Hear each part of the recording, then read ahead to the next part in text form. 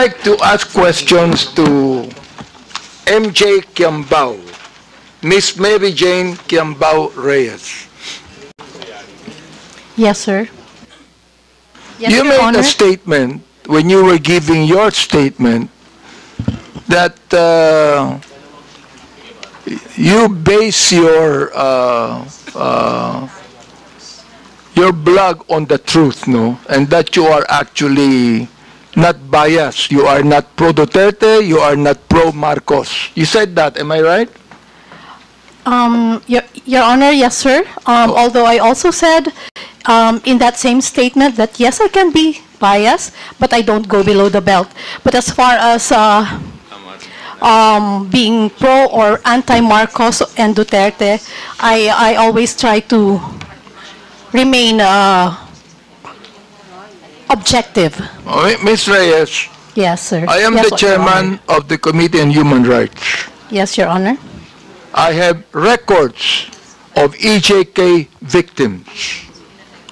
And you made a statement, it says right here, to the International Criminal Court, global community, and world media. Is this not a pro-Duterte statement? Can you please, sir, complete the whole No, not yet. report? I'm going to complete this. I'm just referring to the first statement, to the International Criminal Court, global community, and world media. It means that you want to tell that to the International Criminal Court. Am I right? Dahil, And therefore, Mr. Chair, you do not agree for the former president to be held in the ICC. Am I right? yes, Your Honor. Okay, very good. So therefore, you are pro Duterte. Don't tell me you are not. All right? Sir, can I, No. pwede po akong sumagot? Let me ask another question to you. You said you need to see this. The so-called EJK victims under President Duterte, a massive hoax. Do you believe that, Mr. Chair? yes, sir. Again, Where did you yes, get the information, Mr. Chair? Your Honor, sana po mabasa ng buo yung aking... Do you want me to give you documents on that? Sir, I know what I posted, but I want the whole, the people here and the media to also see ano yung context ng aking isinulat para po maintindihan din nila Ito at na hindi yung lang context, maibase Mr. Chair. sa isang You do not statement even lamang. need to complete this. Kung gusto mo Sir, kumbituhin ko, yes, ito, Your Honor, I would okay. appreciate very much. I'm going to complete this now. Okay, Yes, para Your marinig Honor. ng lahat. Opo. The so-called EJK victims under President Duterte, a massive hoax. Okay. Sa akin, mali. I have documents to show. Yes, Your Honor, All right, that is now your you truth, said. and I also have my truth. Please. May I remind the resource person to, again, patapusin muna yung interpolator before you answer. Okay po, salamat po, Mr. Chair. And sige po, so, kung pwede po, ibigay na lahat ng tanong at mabigyan din po kami Laban. ng pagkakataon na sumagot nang wala ring interruption Of sana. course, you will be Opo. given your opportunity to answer. Pero patapusin muna talagang interpolator. That is sige a po, ruling Mr. Chair. before the resource person. Wag po tayo magsapawan. Opo, Mr. Chair, maraming salamat. Okay, Mr. Chair, let me continue on. You said, the anti-Duterte propagandist. So alam ko na kung ano yung bias mo, di ba? May bias ka na rito eh. Oo. Okay, likely funded by drug cartels, terrorists, corrupt politicians, greedy oligarchs, and narco-politicians are desperately trying to manipulate the global narrative. What did you get the information about that, Mr. Chair? Pwede na po akong... Go ahead. Sige. Yes, Mr. Chair, pwede na po akong sumagot? Yes. Okay. Doon po sa mga nauna niyo pong tanong, kung saan, ang sabi ko nga po ay hoax. Ang pinagbabasehan ko po doon ay yung mga naglalabasan ngayon na panibagong impormasyon, kita naman po ito sa social media, ano po, kung saan yung mga napabilang na EJK, yung mga nagpakita ng picture ng mga anak nila na namatay daw sa EJK, actually ay hindi po connected sa EJK. At yung iba po ay buhay na buhay naman po. That's why, ang sabi ko nga ay hoax dahil yung mga pinakita ng mga nagrarally at pinapakita nila na namatay sa EJK ay hindi naman po patay. Mr. Chair, nag-a-attend ba kayo ng Quadcom hearing? Mr. Chair? Nag-a-attend ba kayo ng Quadcom hearing? Yung mga biktima ng EJK ay nandoon at nagkaroon pa sila ng prayer rally, Mr. Chair. Nag-attend ba kayo ng Quadcom hearing? You can answer. Mr. Chair, okay, salamat po at pagkakataong sumagot. Yes, nakapanood na po ako ng Quadcom at napanood ko rin po yung mga latest na ganap ngayon kung saan may isang Aling Sheila, Aling Lori, Aling another mother, kung saan yun po, yung mga anak nilang pinapakitang namatay sa EJK ay hindi naman po. Doon po, yun po yung pinanggagalingan ng aking isinulat na opinyon. Yun po ay reaksyon at opinyon sa mga nabalitaan ko po sa social media. At sa mga news online. Again, those are my personal reaction and opinion on the current events. Mr. Chair, ang hirap nun, makakabalita ka ng anuman, tapos you're going to put up an opinion, and you want to let the people believe it's the truth. Yun ang problema dyan eh. Facts. Then, sinabi mo, they want you to believe that every young life lost was at the hands of our people's President, Rody Duterte. This is a blatant lie. That is my... pwede na pong sumagot, Your Yes, Honor? go ahead. Sige. Opa. Go ahead. Again, that is my truth. Those are my opinion. And nakabase naman din po yan sa mga available information. Ngayon, makikita po natin na yun nga po, may mga EJK victims nga raw na hindi naman pala. Raw. Yun nga po, sabi, yung raw po, I'm Therefore, referring... you have no right to say it's a massive hoax. Mr. Chairman, with the indulgence of Chairman. Yes, Mr. Ma'am, Congressman yung Paduano. sinasabi mong mga facts ngayon na lumalabas, is it an official document coming from those investigation by government agencies, by Quadcom, or just a mere in the social media accounts? Sir, Your Honor, if I'm not mistaken, nasa newspaper na rin po yan. Sandali But of course, Sandali. Nasa newspaper. Pero ang tinatanong ko po, anong source ng newspaper? Is it an official document or findings of the Human Rights Commission? I have yet... Absolutely, ma'am, Yes, madam, Your Honor. absolutely not. Because during our hearing, the Quadcom, all those victims, yung mga families na nandun, was confirmed by Human Rights Commission. Okay, Your Honor, In fact, we have all the list. Your Honor, can I also answer now, kung pwede po? Okay. Lumabas po na may mga kapatid, yung mga biktima, na sila po mismo ang nagdi-deny doon sa mga ibinabalita ngayon Mr. Chair, Mr. Chair, Chairman. I'd like to interject for a while here, while you're answering. Ang binabanggit mo, may nabalitaan ka? May nabalitaan ka?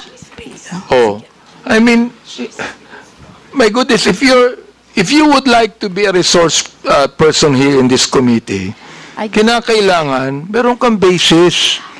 Meron kang tunay na basis. Meron kang dokumento na masasabi. Sapagkat, Luka, ang Commission on Human Rights, for example, nag-imbestiga ng EJK at maraming nakita. Kami, in my Committee of Human Rights, marami kaming nakita. Oo. Samantalang ikaw, sinasabi mo, massive hoax ito. Wag naman, Mr. Chair. Gusto kong maniwala sa statement mo kanina. Pero ngayon, itong statement na ito, hindi na maganda eh. O, nagsabi ka pa ng facts. Some of these so-called victims died years before or after Yes. Duterte's presidency. Where'd you get the information? Nasa balita po, Your Honor. Yung iba po ay namatay ngayong last year lang po, Madam. 2024. Mr. Chairman, Opo. Madam, sa Quadcom po, sa hearing namin, at it was confirmed by Human Rights Commission, lahat po na nakalista doon, under our records, was confirmed by Human Rights Commission. Wala po doon yung prior and after Wait lang po ha, kasi ako- ng Duterte's administration. And, Mr. Chairman, kindly, let me just remind that, sir, is he your law counsel? No, sir. Oh. From the House of Representatives po siya. Ay, From the House? nagpapapirma po. Sabi ko mamaya na kasi busy pa po tayo. Anyway, madam, Apo. ma'am, Yes, wala Your po Honor. eh. Now you're talking about those mga disclaimer ng family. Now, ang tanong ko po, is it documented, under oath? Do you have a document for that? Or just a mere media reports? Alin po, sir, yung tinatanong po ninyong documented or Hindi, media yung reports? sinasabi mo na may mga families of victims na dininay, na-refute yung claims. Posted po ng mga Ayun nga kamag-anak problema, nila, and posted then, sa social opo, media. and Ang sinasabi ko, madam, baseless yan kasi based on our investigation, and unless otherwise, you can have a document under oath that indeed a certain family of victims clarified and dispute that data. Okay po, Your Honor, noted po. Next noted? time. Yeah, noted Anong po noted? noted po na, Tinatanong po kita kung may dokumento ka bang hawak, wala. tulad po ng sagot ko kanina, Hindi, Your sandali, Honor. you answer my question, Mr. Chairman. Yes, I'm trying to answer, Your Honor. Sandali po. Apo. Yes or no? Do you have the document? Under oath? Sir, like I said, Andale, yes or no? Remember, I am just asking you if you have the document or not, under oath. of the family who Yeah. reported? Yeah. None, sir. Oh, none. It's Oh. on the, like I said, it's a... So they- none. You don't have. Okay, sir. Next time po, What's kukuha next po muna- time? next time po, bago po tayo magsulat ng mga ganon, kailangan kumuha po muna tayo ng mga dokumento under oath. At hindi tayo basta magbabase sa sinasabi Chair. ng mainstream media. Okay. Mr. Chair, Thank you. let me continue on the Representative statement Abante. he said. Yes. Sinabi niya, facts to nakalagay, facts. Many are completely unrelated to drugs or EJKs. Some of them are still very much alive. You said you do not have any documents on that. Now look, Miss MJ na lang po. Para hindi po Miss MJ, po. you are accountable to the victims and you are accountable to us in the Quadcom. Pinasinungalingan mo kami. Pinasinungalingan mo ang mga victims. Now look, if you do not apologize right now, you listen. Yes, Your Honor. If you do not apologize, I am going to make a motion to hold you in contempt. I apologize, sir. And tulad nga po ng sabi ko kanita, sa susunod po ay maghahanap na lang po muna tayo ng mga under Yun. oath. At Okay hindi to, po ha? tayo magre-rely sa mga balita ng news. Salamat na. po. Okay po. Kaya Maliwanag fake news. Yun ang ibig sabihin, non-fake news. Ito, tutuloy ko Salamat din po, Your Honor. Ito sinabi nyo, ikaw, binanggit mo na ito and this is something that you should apologize also. Anong sabi mo? Do not let these criminal forces twist reality to turn a strong, decisive leader into a monster. Now let me ask you, who are these criminal forces? Ms. MJ, please answer. Okay. I have this Kasi tulad ng sabi ko, ito po ay mga reaction at opinion ko lamang. Well, therefore you At, apologize because this is okay not po, true. sir.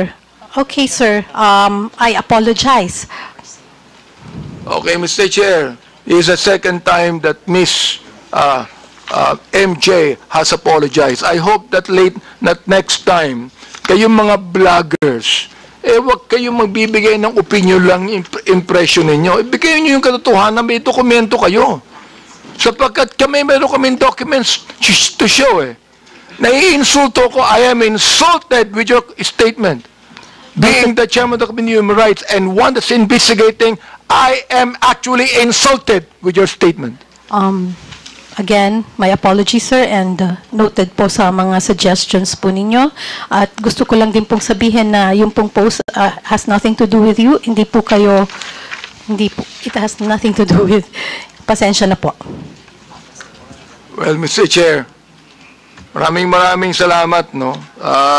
Yung binabanggit mong nothing to do with me, pero yung tinawag mong criminal forces, kasama kami dun ikaw naman, mag-isip naman kayo.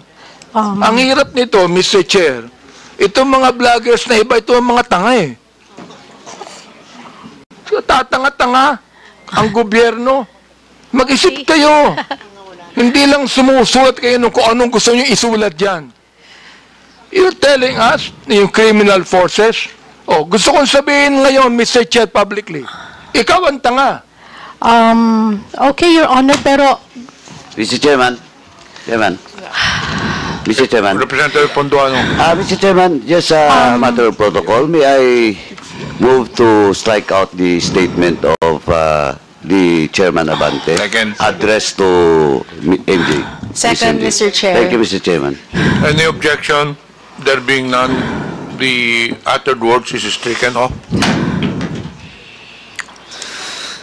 Any further questions? I rest, Mr. Chair, and thank you so much. I'm not angry at you, Miss MJ. We're just ferreting the truth here. okay, Your Honor. Pero again, hindi ko po alam kung saan nyo po nakukuha yung idea nyo na kayo yung criminal forces.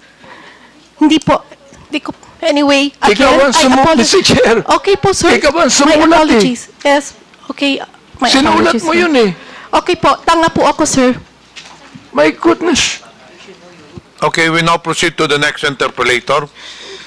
May I recognize Representative Franz